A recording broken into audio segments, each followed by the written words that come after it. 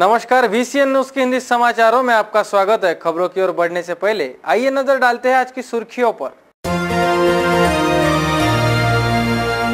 61 वर्षीय वृद्ध महिला का किया बेरहमी से कत्ल, हत्या के आरोपी फरार, पुलिस कर रही है सरगर्मी से तलाश।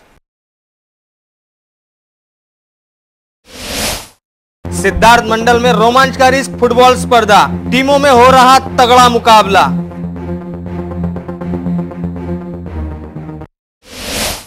एलसीबी के छापे में 6 जुआरी गिरफ्तार, जुआरी से 21,000 रुपए बरामद।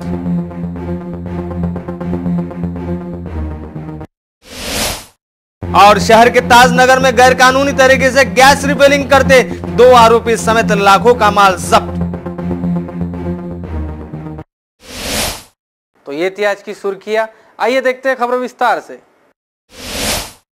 आइए रुक करते हैं पहली खबर की और रोजाना की तरह बुधवार की सुबह स्थानीय जलाराम नगर के नागरिक अपनी दिनचर्या में व्यस्त थे कि इस दौरान यहां की 61 वर्षीय वृद्ध महिला की निर्मम हत्या की खबर ने परिसर में सनसनी मचा दी।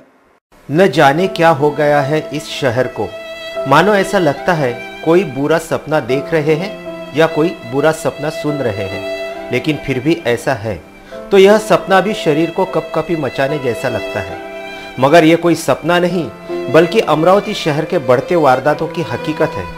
इन दिनों अमरावती शहर का क्राइम स्पीड ब्रेकर की तरह धीरे धीरे एक के बाद एक हो रहा है। सनसनीखेज मामलों में कभी कत्ल तो कभी महिला छेड़छाड़, कभी हिंसक वारदातें, बात बात पर तमंचे चाकू निकलकर जानलेवा हमला करना, ऐसी सनसनीखेज वारदातें दस्तक दे रही है, जिससे अब यह कहने से बिल्कुल ऐतराज नहीं है कि अब अमरावती शहर यूपी बिहार जैसे शहरों के वारदात का आईना बनता नजर आ रहा है। फिर एक बार सनसनीखेज वारदात से अमरावती शहर दहल गया, जिसमें 61 वर्षीय वृद्ध महिला का किसी अज्ञात हत्यारों ने बेरहमी से कत्ल कर दिया।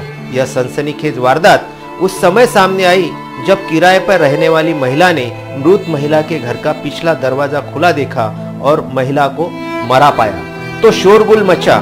बाद में वृद्ध महिला का कत्ल होने की पुष्टि हुई। फ्रेजरपुरा पुलिस थाना अंतर्गत आने वाले जलाराम नगर गली नंबर 3 में रहने वाली 61 वर्षीय शैलजा ओम प्रकाश निलंगे इस वृद्ध महिला की किसी अज्ञात हत्यारों ने गला दबाकर बेरहमी से हत्या कर दी। बताया जाता है मृतक वृद्ध महिला यह रिटायर्ड टीचर थी तथा उनका बेटा मनपा के स्थायी समिति सभापति के PA पद पर कार्यरत है। हाल ही में कुछ दिनों पहले मृत वृद्धा के बेटे ने अपनी मां का 61वां जन्मदिन मनाया था। वारदात वाले दिन 30 जनवरी की रात 61 वर्षीय वृद्ध महिला अपने घर पर अकेली थी। उनका बेटा छतरी तलाव रोड पर अलग उनके परिवार के साथ रहता है, जबकि मृतक महिला अपने घर में अकेली रहती थी। उनके घर के बाजू में 3 से 4 लड़के तथा महिला के घर का एक लड़का यह किराए पर रहते हैं। वारदात वाली रात सभी किराएदार उनके कमरे में मौजूद थे। 31 जनवरी की सुबह जब पड़ोसी किराएदार पानी की मोटर चालू करने के लिए वृद्ध महिला शैलजा को आवाज लगा रही थी, मगर उन्हें जवाब नहीं मिलते देख उन्होंने पीछे के रास्ते जाकर आवाज देने की कोशिश की। तब पीछे का दरवाजा खुला था। पड़ोसी किराएदार महिला ने अंदर झांककर देखा तो वृद्ध महिला मृत अवस्था में पाई गई। उसके बाद शोरगुल मचने से यह सनसनीखेज वारदात का पता चला। वारदात की जानकारी मिलते ही फ्रेजरपुरा पुलिस मौका वारदात पर पहुंची और वारदात स्थल का पंचनामा किया। उसके बाद श्वान पथक ने इर्द गिर्द चक्कर लगाकर तफ्तीश की। फिंगरप्रिंट एक्सपर्ट ने फिंगरप्रिंट मौका वारदात से लिए। पुलिस कत्ल करने वाले आरोपी की सरगर्मी से तलाश कर रही है। शहर में बढ़ती आपराधिक वारदातों से फिर पुलिस महकमा सवालों के कटघरे में खड़ा नजर आ रहा है। होने वाली वारदातें तो कहकर नहीं होती, पर क्या इस पर अंकुश नहीं लगाया जा सकता? क्या हमारा सिस्टम इतना खोखला हो चुका है, कमजोर हो गया है? क्या वाकई में आम नागरिक अमरावती शहर में महफूज नहीं है? ये सारे सवाल अभी भी जायज ही बने हुए हैं। हमारे संवाददाता भूषण अलसपुरे एवं रोशन उमक की खास रिपोर्ट नीलेश ठाकरे की कलम से। फ्रेजरपुरा पोलीस स्टेशनच्या हद्दीमध्ये जी 61 वर्षाची आणि शिक्षिका म्हणून रिटायर झालेली अशी महिला एकटीच राहत होती आणि तिचा रात्रीच्या वेळेला तिचा खून करण्यात आला। प्राथमिक दर्शी असं आहे की मागचा दरवाजा वगैरे काही उघडला होता आणि शेजारी तिचे भाऊ पण राहतो आजूबाजूला वेगळ्या ठिकाणी। त्याशिवाय शेजारी परतीचा मुलगा आणि सून पण राहते आणि ही एकांत राहत होती अशा परिस्थितीमध्ये एकांत स्त्रीचा खून होणं ही थोडीशी गांभीर्याची परिस्थिती आहे. परंतु याच्या पाठीमागचं कारण काय आहे हे पोलिसाला शोधणं फार गरजेचं आहे. कारण बऱ्याच वेळेला आपसातले वाद, इतर काही कारणं, कारण आत्तापर्यंत प्राथमिक माहिती आहे का तिच्या घरातून काही गेलेलं नाही आहे आणि पूर्वी अशा काहीतरी घटना घडतात. सिनियर सिटीजन्सच्या बाबतीमध्ये बऱ्याच वेळेला पेन्शन असतो, पैसा असतो, काही इमूवेबल प्रॉपर्टीचा वाद असतो. अशा वेळेला कुठून ना कुठून काहीतरी अडचणी असतात. या बऱ्याच वेळेला बाहेर माहीत नसतात, परंतु आपसातल्या कुटुंबाला, कुटुंबातल्या मेंबरला माहीत असतात. त्या दृष्टिकोनातून आम्ही पाहतोय शेजारी जे कोणी राहायला मुलं आहेत भाड्यानं राहणारे आजूबाजूला, त्यांच्याकडे तपास करू.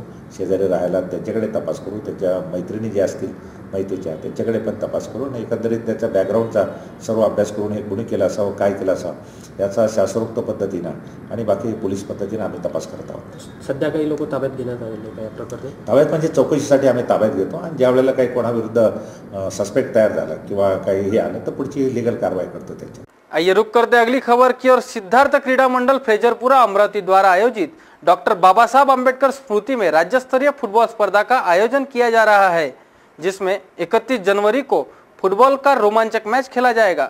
अमरावती शहर में इन दिनों विविध खेल स्पर्धाओं का राज्य स्तरीय स्तर पर आयोजन किया जा रहा है। अमरावती शहर के फ्रेजरपुरा स्थित सिद्धार्थ क्रीड़ा मंडल द्वारा डॉक्टर बाबा साहेब अम्बेडकर स्मृति में राज्य स्तरीय फुटबॉल स्पर्धा का आयोजन 29 जनवरी से 4 फरवरी के दौरान किया जाएगा, जिसका विधिवत उद्घाटन मान्यवरों के द्वारा 29 जनवरी को किया गया। इस 6 दिवसीय स्पर्धा में रोजाना फुटबॉल मैचेस का मुकाबला होगा। फुटबॉल स्पर्धा के लिए पहला पुरस्कार 25,000 नकद पार्षद भारत चौधरी की ओर से दिया जाएगा, तो दूसरा पुरस्कार 15,000 नकद मनीषा साठे की ओर से दिया जाएगा। साथ ही विजेता संघ को आकर्षित ट्रॉफी स्वर्गीय देवदास सहारे की स्मृति में दिया जाएगा तथा उप विजेता संघ को स्वर्गीय बंसीलाल पंचगाम इनकी स्मृति में दिया जाएगा। इस फुटबॉल स्पर्धा के लिए फुटबॉल प्रेमियों को बैठने की खास व्यवस्था आयोजकों द्वारा की गई है। 31 जनवरी की रोज फुटबॉल का रोमांचक खेल टीमों में हुआ, जिसमें वर्धा का मुकाबला अमरावती के साथ हुआ। इस स्पर्धा में अमरावती 2-1 से विजयी रही, तो दूसरी ओर एमपीसी का मुकाबला बल्लारसा के साथ हुआ, जिसमें एमपीसी 8 गोल से विजयी रही। रेसिडेंसी क्लब अमरावती का मुकाबला बुल्ढाना के साथ हुआ, जिस बुल्ढाना 3 गोल से विजयी रही। इस रोमांचक खेल के बारे में सुदाम बोरकर ने दी अधिक जानकारी। आज सिद्धार्थ क्रीडा मंडळ द्वारा आयोजित भारतरत्न डॉक्टर बाबासाहेब आंबेडकर यांच्या स्मृतिप्रीत्यर्थ राज्यस्तरीय फुटबॉल सामन्याचे आयोजन दरवर्षीप्रमाणे होत असते। यावर्षी पण आम्ही या मैदानावर फुटबॉल सामन्याचे आयोजन केलेले आहे। आजचा 3रा दिवस, या 3ऱ्या दिवसाच्या सामन्यामध्ये आजचा 5वा मॅच चालू आहे आणि बाहेर गावातून आलेले संपूर्ण टीम्स, चांगल्या टीम्स इथे अमरावती आमच्या मैदानावर आलेले आहेत। धुळे आहे, हिंगोली आहे, अकोला, नांदेड, HPM, चंद्रपूर, बल्लारशा, जबलपूर, मुंबई, त्यानंतर आपला नीमच अशा ठिकाणून आलेले आहेत। 10 टीमा इथं ऑलरेडी तयार आहेत आणि हा टुर्नामेंट 4 तारखेपर्यंत चालणार आहे आणि या टुर्नामेंटचं प्रथम पारितोषिक 25,000 रुपये, दुसरं पारितोषिक 15,000 रुपये आहे आणि अनेक आकर्षक बक्षीस या आमच्या मंडळाच्या माध्यमातून अनेक आकर्षक बक्षीस दिल्या जातील आणि या मंडळाचा उपक्रम नेहमीप्रमाणे असं चालू राहील। आणि महत्त्वाची बाब की काही दिवसामध्ये याच मैदानावर महापौर चषक फुटबॉलचे टुर्नामेंटचे आयोजन काही दिवसामध्येच होणार आहे। सँक्शन झालेलं आहे, फक्त त्याला स्टँडिंगमध्ये मंजुरात मिळायची आहे, पण आज आम्हाला मिळाली। आम्हाला संदेश आला की तुमचं काम झालेलं आहे आणि या संदर्भामध्ये फक्त आम्हाला हा संदेश द्यायचा आहे की या एरिया हा स्लम एरिया आहे, या स्लम एरियाच्या माध्यमातून फुटबॉल खेळ हा जिवंत असायला पाहिजे, हा आमचा एक स्वप्न आहे आणि हा मंडळाच्या माध्यमातून आम्ही करत आहोत। आइए रुक करते अगली खबर की ओर। अमरावती शहर पुलिस आयुक्तालय अंतर्गत स्थानीय वसंत हॉल सभागृह में स्वास्थ्य जांच शिविर का आयोजन किया गया, जिसमें सैकड़ों पुलिसकर्मी तथा उनके परिजनों ने अपने स्वास्थ्य की जांच कराई। पुलिस अधिकारी एवं कर्मचारियों पर बढ़ते काम का बोझ एवं तनाव के कारण वे अपने स्वास्थ्य पर ध्यान रखने में असमर्थ नजर आते हैं, जिसके चलते बीमारियां एवं तनाव से कर्मचारियों को इनका सामना करना पड़ता है। पुलिस अधिकारी तथा कर्मचारी बढ़ते काम के दबाव से विविध बीमारियों से ग्रस्त पाए जाते हैं। इसीलिए पुलिस महानिरीक्षक की ओर से 6 माह में 2 बार शरीर स्वास्थ्य जांच शिविर का आयोजन करने का निर्णय लिया गया है। 31 जनवरी की रोज जिला सामान्य अस्पताल अमरावती राष्ट्रीय असंसर्गजन्य रोग नियंत्रण कार्यक्रम के अंतर्गत राष्ट्रीय पॉलिएटिव केयर कार्यक्रम तथा पुलिस आयुक्तालय अंतर्गत शरीर स्वास्थ्य जांच शिविर का आयोजन वसंत सभागृह में किया गया, जिसमें सुबह 7:30 बजे से ही पुलिस कर्मियों के परिवारों ने अपने स्वास्थ्य की जांच करवाई। स्वास्थ्य जांच शिविर में rotary club of Amravati mid town की मेमोग्राफी वैन में विशेष डॉक्टरों द्वारा जांच की गई। इसके अलावा cardiologist, dentist, diabetes, blood pressure आदि बीमारियों की जांच शिविर के दौरान की गई। इस अवसर पर वैद्यकीय पुलिस रुग्णालय अमरावती के डॉक्टर जितेंद्र राजकुमार ने दी अधिक जानकारी। आयुक्तालय अमरावती आणि जिल्हा सामान्य रुग्णालय अमरावती तसेच पोलीस आयुक्तालय अंतर्गत येणारे जे इम्पॅनलमेंटचे हॉस्पिटल्स आहेत त्यामध्ये RC hospital, Gonde hospital, Mahavir hospital, cancer hospital, त्यानंतर रोटरी मिड टाउन अमरावती यांच्या संयुक्त विद्यमाने पोलीस अधिकारी, कर्मचारी आणि त्यांचे नातेवाईक अशा लोकांकरता विविध तज्ज्ञांद्वारे तपासणीचा हा कार्यक्रम माननीय पोलीस आयुक्त श्री मांडिक सर यांनी इथे आज आयोजित केलेला होता। यामध्ये प्रामुख्याने हृदयरोग तज्ज्ञ, अस्थिरोग तज्ज्ञ, मुखरोग तज्ज्ञ, दंतरोग तज्ज्ञ,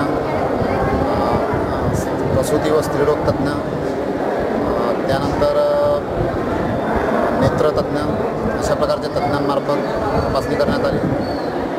सोबतच ज्या लोकांना हृदयरोग तज्ज्ञांनी काही प्रॉब्लेम सांगितले त्या लोकांचं ECG काढण्यात आली। त्यानंतर पॅथॉलॉजीमध्ये lipid profile, blood sugar, kidney function test, यकृत फंक्शन टेस्ट अशा प्रकारच्या तपासण्या याच्यामध्ये करण्यात आल्या। या कॅम्प शिबिर ठेवण्याचा उद्देश असा आहे की पोलिसांना बऱ्याच वेळेला स्वतःच्या तब्येतीकडे, कुटुंबाच्या तब्येतीकडे कधीच मॅक्झिमम वेळ भेटत नाही। आपण पाहत असेल तर नवरात्र असेल, दसरा असेल किंवा गणेश उत्सव असेल, रमजान ईद असेल, 10-10, 15-15 दिवस उत्सव चालू असतात। उत्सव संपल्यानंतर काही रॅली, मिरवणुका चालू असतात। अशा वेळेला इतर वेळेला बऱ्याच वेळेला बिझी असतात आणि मग दुर्लक्ष नकळत मग दररोजचं ड्युटीचा असा प्रकार आहे, कोणत्या वेळेला ड्युटी कोणत्या वेळेला असते याचं माहीत नाही। इतरांचे ज्या ठरलेल्या आवर्स आहेत तसे पोलीसमध्ये आवर्स नाही। मग अवेळी खाणं, अवेळी उठणं, जागरण अशामुळं खाण्यापिण्याचं दुर्लक्ष किंवा खाण्यापिण्याची अनियमितता झाल्यानंतर बरेचसे आजार जडतात, झोपेची अनियमितता झाल्यानंतर आजार जडतात आणि म्हणून मग यांची मेडिकल कॅम्प किंवा शिबिर घेणं गरजेचं वाटलं। कारण मग 2016मध्ये फेब्रुवारीमध्ये मी हजर झाल्यानंतर असा अनुभव आला, आमच्या 1 महिन्याच्या कालावधीत 7 ते 8 कर्मचारी दगावले होते आणि त्याच्यानंतर मी कॅम्प घेतला फेब्रुवारी एंडला 2016च्या। तर त्यावेळेला लक्षात आलं की जवळजवळ अजून तो जर कॅम्प घेतला नसेल अजून 8-10 कर्मचारी 15 तरी 1 दिवस 1 महिन्याच्या आतमध्ये दगावले असते, कारण त्या हार्ट अटॅक येण्याच्या एकदम झोनमध्ये होते।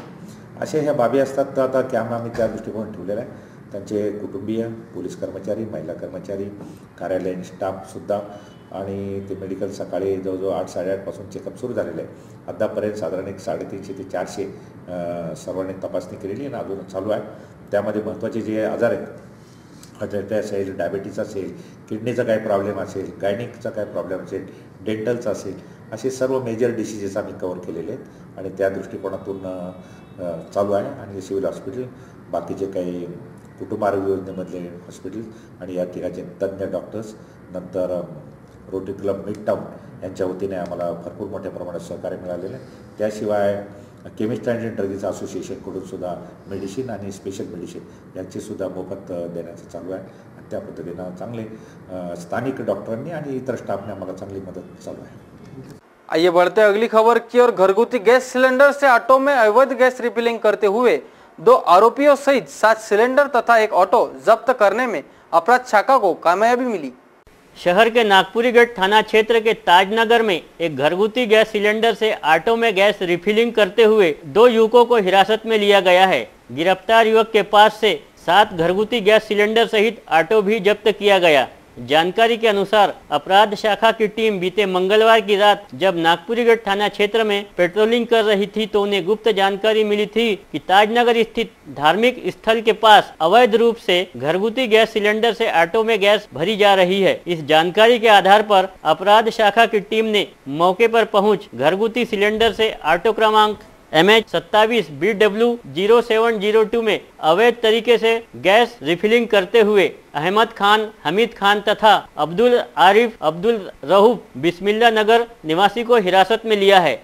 इनके पास से घरगुती उपयोग में लाए जाने वाले 7 गैस सिलेंडर सहित उपरोक्त ऑटो जब्त किया गया है। जब्त माल की कीमत 2,06,600 रुपए बताई गई है। हिरासत में लिए गए आरोपियों के खिलाफ EC एक्ट के तहत मामला दर्ज करने के बाद दोनों आरोपियों को नागपुरीगढ़ पुलिस को सौंपा गया है। उपरोक्त कार्रवाई अपराध शाखा के उप निरीक्षक राम गीते के नेतृत्व में उनके सहयोगियों ने की है। आइए रुक करते अगली खबर की और चांदूर रेलवे के साप्ताहिक बाजार में मारे गए छापे के दौरान 21,000 नगद राशि समेत 6 जुआरियों को पुलिस ने गिरफ्तार किया है। जिले के ग्रामीण अपराध शाखा ने गुप्त जानकारी के आधार पर मारे गए छापे में चांदूर रेलवे के साप्ताहिक बाजार से 6 जुआरियों को हिरासत में लिया है तो उनके पास से नकद सहित कुल 21,000 का माल भी जब्त किया गया है। जानकारी के अनुसार LCB की टीम बीते मंगलवार को चांदूर रेलवे में पेट्रोलिंग कर रही थी। इस दौरान उन्हें गुप्त जानकारी मिली थी कि यहाँ के साप्ताहिक बाजार में कुछ लोग जुआ खेल रहे हैं। इस जानकारी के आधार पर मारे गए छापे में चंदन सुरेश मारोटे, संजय सुरेश जाधव, दिनेश विजयराव वानखड़े, अरुण रमेश देवगिरकर, संतोष विष्णु दहीकर तथा समीर मनोहर डोंगरे को गिरफ्तार किया गया। पुलिस को पता चला था कि चंदन मारोटे पैसे लेकर अपने घर में जुआ खेलने की इजाजत देता है। इस कार्रवाई में पुलिस ने नकद सहित 21,000 की रकम भी जब्त की है। उपरोक्त कार्रवाई पुलिस अधीक्षक अविनाश कुमार के मार्गदर्शन में LCB के निरीक्षक सदानंद मानकर तथा API किरण वानखेड़े, सिपाही वासुदेव नागलकर, सुमित मलातपुरे ने की है। आइए रुक करते अगली खबर की और पुलिस आयुक्त ने आदेश जारी करते हुए कैलाश पुनकर को नांदगांव पेट का तथा राहुल आठवले को भातकुली का थानेदार बनाया। पुलिस आयुक्त दत्तात्रेय मंडलिक ने एक आदेश जारी करते हुए शहर के नांदगांव पेट तथा भातकुली में नए थानेदार नियुक्त किए हैं। इनमें भातकुली के थानेदार कैलाश पुनकर को नांदगांव पेट तथा नियंत्रण कक्ष में तैनात किए गए राहुल आठवले को भातकुली का नया थानेदार बनाया गया है। गौरतलब है कि कैलाश पुनकर को कुछ दिनों पहले गाड़गेनगर थाने से हटाते हुए भातकुली का थानेदार बनाया गया था, जबकि एक मामले में लापरवाही बरतने के आरोप में थानेदार राहुल आठवले को निलंबित किया गया था, जिसके बाद हाल ही में उन्हें नियंत्रण कक्ष अटैच किया गया। दोनों थानेदारों को बीते मंगलवार को अलग अलग थानों का चार्ज सौंपा गया है। संत रविदास महाराज की जयंती पर शहर के विविध स्थलों से जयंती के उपलक्ष्य में भव्य शोभा यात्रा निकाली गई। इन दिनों शहर में कई धार्मिक तथा जयंती उत्सव के कार्यक्रमों का आयोजन किया जा रहा है। 31 जनवरी की रोज संत रविदास महाराज व्यायाम क्रीड़ा मंडल मोर्चा पंच संस्था द्वारा श्री रविदास महाराज की जयंती पर भव्य शोभा यात्रा निकाली गई। यह शोभा यात्रा बेलपुरा से होकर राजकमल चौक, रेलवे स्टेशन चौक होते हुए वापस बेलपुरा पहुंची। इस शोभा यात्रा में सुसज्ज रथ तथा झांकियों का समावेश था। इस अवसर पर समाज बंधु डीजे की ताल पर थिरकते नजर आए। आइए रुक करते अगली खबर की और अमरावती शहर के राजेश्वरी विद्या मंदिर में वार्षिक स्नेह सम्मेलन का शानदार समापन 30 जनवरी की रोज हुआ, जिसमें छात्रों ने अपनी कलाओं की प्रस्तुति दी। विद्यालय महाविद्यालयों में पढ़ाई के साथ साथ सांस्कृतिक, क्रीड़ा क्षेत्र जैसी कई स्पर्धाओं का आयोजन किया जाता है। छात्रों के कलाओं को प्रोत्साहन मिले, इस उद्देश्य से विद्यालय महाविद्यालयों में वार्षिक स्नेह सम्मेलन का आयोजन किया जाता रहा है। 30 जनवरी की रोज अमरावती शहर के इरविन चौक स्थित राजेश्वरी विद्या मंदिर का वार्षिक स्नेह सम्मेलन सांस्कृतिक भवन में उत्साहपूर्ण वातावरण से संपन्न हुआ। मगर ये कोई न जाने मेरी मंजिल है कहाँ। बाबा कहते हैं बड़ा नाम करेगा, बेटा हमारा ऐसा काम करेगा। मगर ये कोई न जाने मेरी मंजिल है कहाँ।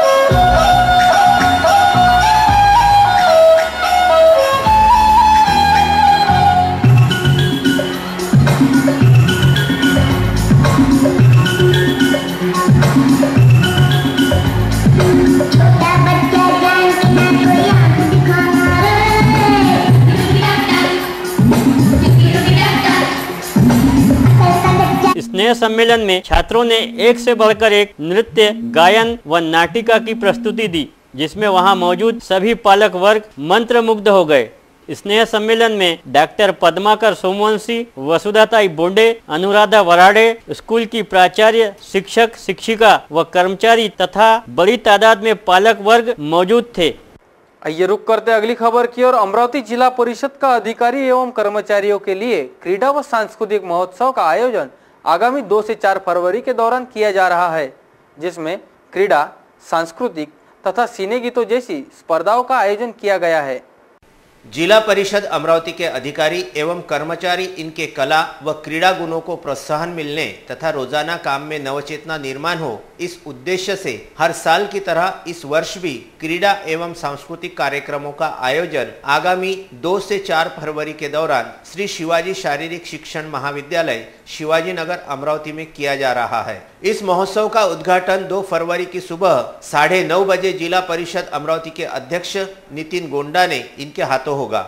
अतिथि के तौर पर जिला परिषद के उपाध्यक्ष दत्ता ढोम ने, मुख्य कार्यकारी अधिकारी डॉक्टर किरण कुलकर्णी, शिक्षण बांधकाम समिति सभापति जयंत देशमुख, श्री शिवाजी शारीरिक शिक्षण महाविद्यालय के प्राचार्य उल्लास देशमुख आदि मान्यवर मौजूद रहेंगे। इस 3 दिवसीय क्रीड़ा महोत्सव में 50 सांघिक तथा एकल स्पर्धा के साथ विविध प्रकार के सांस्कृतिक कार्यक्रमों का सहभाग है। महोत्सव के दौरान cricket, football, volleyball, kabaddi, kho kho, tennis quite, badminton समेत विविध खेलों का आयोजन तथा सांस्कृतिक कार्यक्रमों में भक्ति गीत, भावगीत, लोकगीत, सिने गीत, कराओके गीत, एकल नृत्य, समूह नृत्यों का आयोजन किया गया है। इस विषय में उप कार्यकारी अधिकारी डॉक्टर कैलाश घोडके ने दी अधिक जानकारी। दरवर्षीप्रमाणे यावर्षी सुद्धा अमरावती जिल्हा परिषदेने अधिकारी आणि कर्मचारी यांचा क्रीडा व सांस्कृतिक महोत्सवांचं आयोजन केलेलं आहे। यामध्ये जिल्ह्यातील 14ही तालुक्यातील वेगवेगळ्या क्रीडा प्रकारातील आणि सांस्कृतिक प्रकारातील चमू 2, 3 आणि 4 या 3 दिवस इथे जिल्हास्तरीय क्रीडा महोत्सवामध्ये समाविष्ट होणार आहेत। यासाठी जिल्हा परिषदेने वेगवेगळ्या समित्या स्थापन केलेल्या आहेत। या समित्यांमध्ये क्रीडा समिती, स्टेज समिती, स्वागत समिती, नियोजन समिती, संनियंत्रण समिती अशा वेगवेगळ्या समित्या स्थापून त्यांच्याकडे नियोजन देण्यात आलेलं आहे। यामध्ये प्रामुख्याने सर्व संघांचे खेळाडू सहभागी होऊन या खेळांचा दर्जा वाढवतील यासाठी प्रयत्न होणार आहेत। त्यासाठी जिल्हा परिषदेने अतिशय दिमागदार असं सोहळ्यांचं उद्घाटन 2 फेब्रुवारीला आयोजित केलेलं आहे। अशा पद्धतीने एक 3 दिवसांचा अतिशय रंगतदार असा हा क्रीडा आणि सांस्कृतिक महोत्सव जिल्हा परिषदेमध्ये साजरा होईल।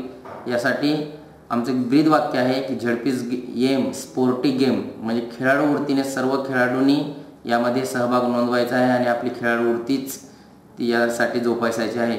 आणि नंतर 2, 3, 4 या 3 दिवसीय क्रीडा आणि सांस्कृतिक महोत्सव संपन्न झाल्याच्या नंतर यामधील जे चांगले खेळाडू असतील, ज्यांच्याकडे विशेष कौशल्य असेल, अशा खेळाडूंची आम्ही विभागांसाठी निवड करणार आहोत। वाशिम येथे 23, 24, 25 या 3 दिवसीय विभागीय महोत्सवांचं आयोजन करण्यात आलेलं आहे। त्यासाठी यावर्षी अमरावती जिल्हा परिषदेने कसून तयारी सुरू केलेली आहे आणि जिल्हा स्तरावर जे प्रावीण्य प्राप्त खेळाडू आहेत ते निश्चितच विभाग स्तरावर सुद्धा अमरावती जिल्हा परिषदेचं नाव रोशन करतील असं मला या क्रीडा स्पर्धेचा सचिव म्हणून खात्री आहे। आणि यासाठी मी सर्व अधिकारी आणि कर्मचारी वर्गांना आवाहन करतो, विनंती करतो की आपण या 3 दिवसांचा हा जो क्रीडा यज्ञ आहे हा यशस्वी करण्यासाठी प्रयत्न करावे। आइए रुक करते अगली खबर की ओर। आगामी 4 से 6 फरवरी के दौरान इरविन चौक स्थित ज्ञानमाता स्कूल में जिला स्तरीय विज्ञान प्रदर्शनी का आयोजन किया गया है, जिसे इंस्पायर अवार्ड का नाम दिया गया है। आगामी 4 से 6 फरवरी के दौरान स्थानीय ज्ञानमाता हाई स्कूल में इंस्पायर अवार्ड का आयोजन किया गया है। 7वें जिला स्तरीय विज्ञान प्रदर्शनी में अमरावती व यवतमाल जिले के 134 अवार्डी सहभागी होंगे, जिसमें 76 अवार्डी अमरावती जिले के तथा 58 अवार्डी यवतमाल जिले के सहभागी होने वाले हैं। कुल 134 प्रतिकृति में से 10 प्रतिकृति राज्य स्तरीय इंस्पायर अवार्ड विज्ञान प्रदर्शन के लिए चुने जाएंगे।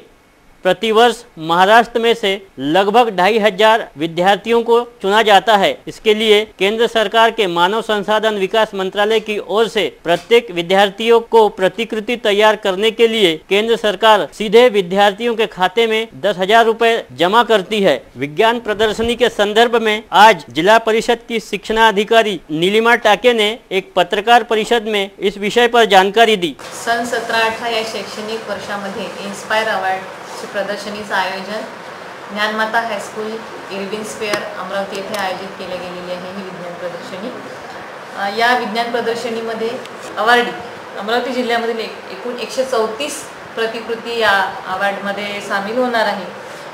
134 अवॉर्डीमधून 10% अवॉर्डीचं सिलेक्शन हे राज्यस्तरासाठी होणार आहे। यवतमाळ आणि अमरावती जिल्हा मिळून या प्रदर्शनीचं आयोजन केले जाणार आहे। दोन्हीही जिल्ह्यातील सर्व माननीय मंत्री महोदय, माननीय खासदार महोदय, माननीय आमदार महोदय, जिल्हा परिषदचे अध्यक्ष, त्याचबरोबर उपाध्यक्ष आणि शिक्षण समितीचे सभापती या कार्यक्रमाला उपस्थित राहणार आहेत। आइए रुक कर दे अगली खबर की और किसान धर्मा पाटिल आत्महत्या मामले में महाराष्ट्र के मुख्यमंत्री देवेंद्र फडणवीस तथा संबंधित अधिकारी जिम्मेदार है, उन पर मनुष्य वध के तहत मामला दर्ज करने की मांग भीम आर्मी ने की। यूँ तो रोज़मर्रा की ज़िंदगी में हताश होकर किसान आत्महत्या करने के मामले हम रोज़ाना ही पढ़ते हैं, देखते हैं, मगर हताश किसान सीधा मंत्रालय में जाकर आत्महत्या करता है तो यह बड़ी निंदास्पद बात है। एक तरफ मौजूदा सरकार किसानों की कर्ज माफ़ी की बात करती है तो दूसरी ओर हताश होकर किसान आत्महत्या कर रहा है। किसान आत्महत्या का एक अजीब मामला मंत्रालय में हुआ। महाराष्ट्र के कोल्हापुर जिले के बुजुर्ग किसान धर्मा पाटिल ने मंत्रालय में जहर गटक कर आत्महत्या की। धर्मा पाटिल, इनका कुछ महीनों से खेती संबंधी विवाद चल रहा था। कुछ अधिकारियों के मनमानी के चलते इनके ऊपर अन्याय हुआ था। बुजुर्ग किसान धर्मा पाटिल ने मंत्रालय में जाकर मुख्यमंत्री देवेंद्र फडणवीस को 10 से 12 बार ज्ञापन सौंपा था, मगर इस मामले में मुख्यमंत्री फडणवीस ने गंभीरता नहीं दिखाई, जिसके चलते बुजुर्ग धर्मा पाटिल ने मंत्रालय में चक्रे काट काट कर परेशान हो गए थे और अंततः उन्होंने मंत्रालय में ही जहर गटक कर आत्महत्या कर ली। इस किसान आत्महत्या को महाराष्ट्र के मुख्यमंत्री देवेंद्र फडणवीस और संबंधित अधिकारी ही जिम्मेदार है, ऐसा आरोप भीम आर्मी संगठन ने किया है और मुख्यमंत्री तथा संबंधित अधिकारियों पर मनुष्य वध के तहत 304 का मामला दर्ज करे, ऐसी गुहार ज्ञापन के जरिए जिलाधीश अभिजीत बांगर से की है। इस विषय पर भीम आर्मी संगठन के पदाधिकारी ने दी अधिक जानकारी। महाराष्ट्र राज्याच्या मंत्रिमंडळासमोर प्रथमच महाराष्ट्राच्या कोल्हापूरमधले शेतकरी धर्मा पाटील यांनी 22 तारखेला 20 प्राशन करून मंत्रालयासमोर एक पूर्ण महाराष्ट्रात एक असा हादरा पोचवला होता। शेतकऱ्यावर होणारे अन्याय, अत्याचार, शेतकरी कर्जाने त्रस्त आहे, शेतकऱ्याच्या मागण्या आणि शेतकऱ्यावर कोणी लक्ष देत नाही हे शासन, यासाठी त्यांनी 2 महिन्यापासून त्यांच्या शेतीचा एक वाद चालू होता। 2 महिन्यापासून मुख्यमंत्र्याला त्यांनी 10 ते 15 निवेदन त्यांनी दिले, पण त्यांना कुठलाही न्याय मिळत नव्हता। म्हणून त्यांनी 22 तारखेला तिथं पॉयझन घेतलं, तरी शेतकऱ्यांना कोणतेही त्यांच्यावर लक्ष दिलं नाही। मुख्यमंत्र्यांनी या मंत्रिमंडळाने कोणते लक्ष दिलं नाही। काल त्यांचा दुर्दैवी मृत्यू झाला आणि त्या मृत्यूला या महाराष्ट्र शासनाचे मुख्यमंत्री जबाबदार आहेत। त्यांच्यावर मनुष्यवधाचा 304चा गुन्हा दाखल व्हा असं अमरावती जिल्ह्यातील भीम आर्मी व शहरातर्फे अशी आमची मागणी आहे। यासाठी आम्ही जिल्हाधिकारी कार्यालयात निवेदन देण्याकरता आलो आहोत। अपने सहकर्मियों के निलंबन के विरोध में विगत 6 दिनों से स्थानीय मेलघाट व्याघ्र प्रकल्प कार्यालय परिसर में चल रहे ठिया आंदोलन को लेकर वन विभाग की कुंभकर्णी नींद खुलने का नाम ही नहीं ले रही है, जिसके चलते बुधवार से इन आंदोलनकारियों कर्मचारियों अपने परिवार के सदस्यों को भी इस आंदोलन में शामिल करते हुए अभिनव आंदोलन प्रारंभ कर दिया है। मेलघाट व्याघ्र प्रकल्प के संचालक निलंबित कर्मचारियों को निलंबन रद्द करने को तैयार नहीं है। खबरों में वक्त हो चला यहीं पर रुकने का, लेकिन रुकने से पहले आइए नजर डालते हैं आज की सुर्खियों पर। 61 वर्षीय वृद्ध महिला का किया बेरहमी से कत्ल, हत्या के आरोपी फरार, पुलिस कर रही है सरगर्मी से तलाश। सिद्धार्थ मंडल में रोमांचकारी फुटबॉल स्पर्धा, टीमों में हो रहा तगड़ा मुकाबला।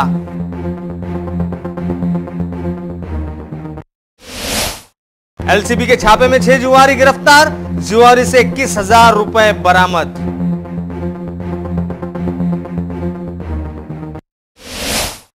और शहर के ताजनगर में गैर कानूनी तरीके से गैस रिफिलिंग करते 2 आरोपी समेत लाखों का माल जब्त। तो ये थी आज की सुर्खियां। खबरों में आज के लिए बस इतना ही। फिर मिलेंगे कुछ नई तरोताजा खबरों के साथ। तब तक के लिए देखते रहिए विजन न्यूज। नमस्कार।